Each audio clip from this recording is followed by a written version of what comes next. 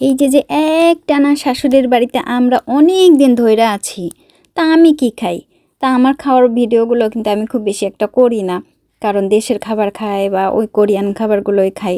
কিন্তু আসলে খাওয়ার কি হয়, খাবারের কিন্তু আমার একটু বেশ অসুবিধাই হয়, কারণ আমি একেবারে তরকারি বা ওই ধরনের খাবারগুলো রান্না করলে পরে অনেক বেশি গন্ধ হয়।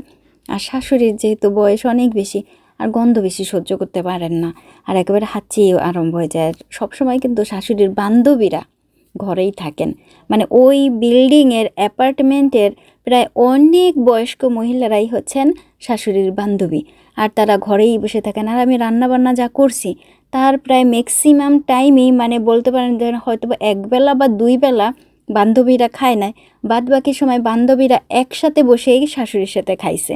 আর আমি কোরিয়ান খাবারগুলাই রান্না করছি, কি যে মজা কইরা শাশুড়ি আর তার বান্ধবীরা খাইছে আর বলছে যে খুব ভালো হয়েছে, খুব ভালো হয়েছে। আমার জন্য এটা অনেক বেশি পাওয়া ছিল।